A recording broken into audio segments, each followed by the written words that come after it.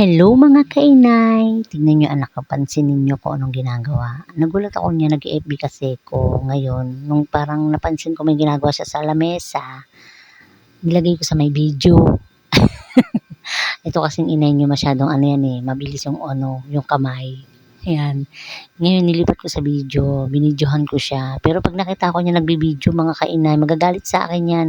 Ayaw kasi ng mga anak ko nga na nagbibideo ko, na binibidyohan ko sila kung anong ginagawa nila. Tignan yung mga kainay sa dulo banda yan eh. Yan.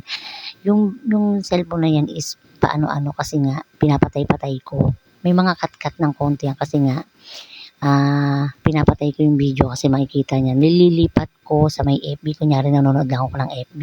Kasi pag nakita niya na binibidyohan ko siya, magagalit na naman yan sa akin. Pero nagalit yan talaga sa akin. Ayan, oh. Nawala siya dyan, lumabas siya dyan eh.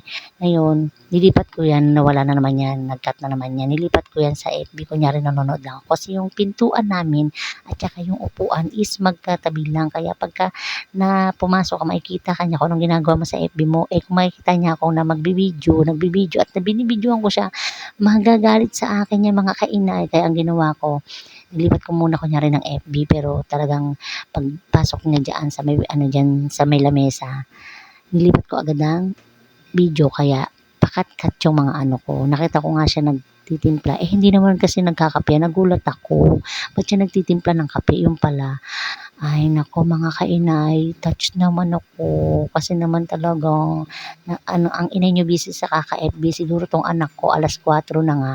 Sabi niya merienda time. Tinimplahan niya yung kanyang, ayan, ang kanyang lolo. Very good anak. Nakita niya ako dyan.